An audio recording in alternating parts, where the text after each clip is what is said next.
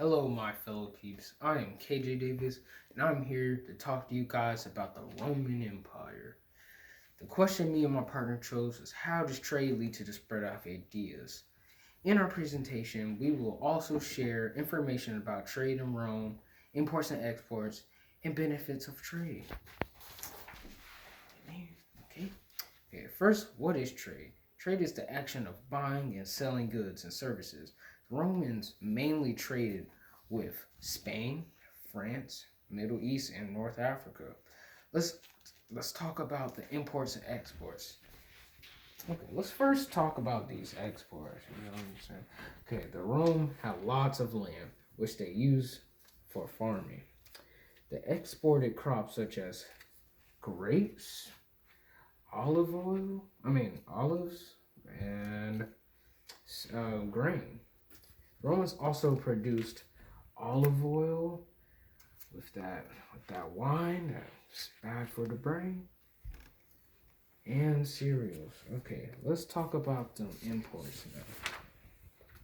Roman imported luxury items to keep the citizens happy.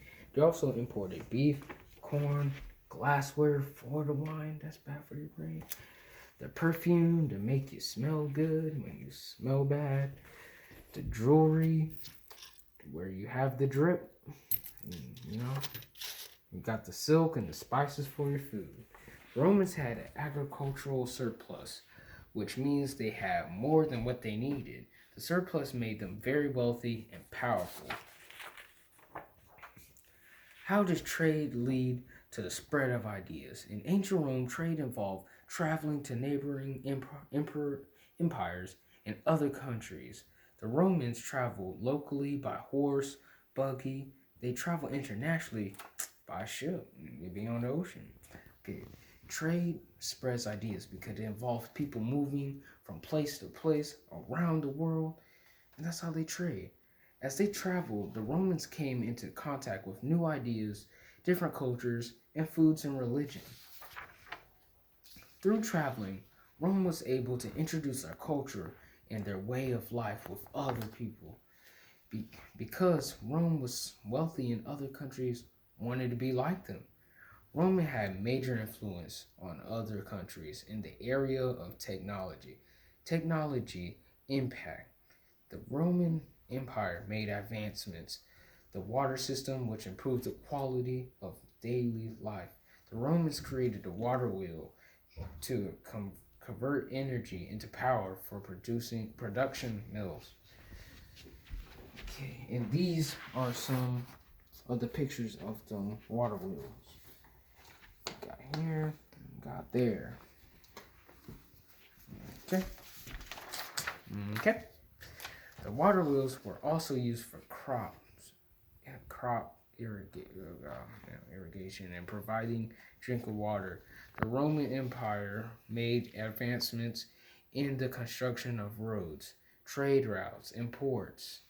Trade routes were key to the spread of Rome's culture to new territories. There were sea routes that covered the Mediterranean Sea, the Black Sea.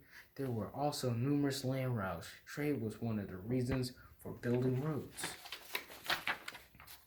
Like I said earlier, during the Roman Empire, trade was not just about imports and exports. It was about the trade of ideas and knowledge.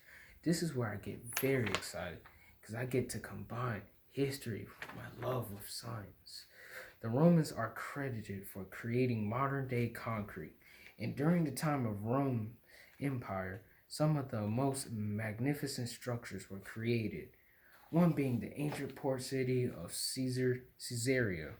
Caesarea was created by King Herod and the Herod the Great of the Mediterranean coast of Judea as a seaport. It was named in honor of Emperor Caesar Augustus.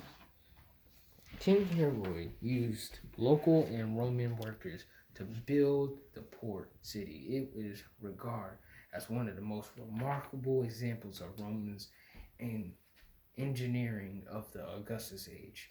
And now here comes the exciting part. How was Roman concrete made to construct underwater structures? Romans used volcanic ash and aggregate and hydrated lime to make these underwater structures. And then I'm going to make you some Roman concrete. As you can see here, you can see that hydrated lime, that volcanic ash, Thanos and stuff, but then you got that aggregate, that volcano aggregate. I'm going to mix these items together and make some Roman concrete. That's all, folks. That is my presentation.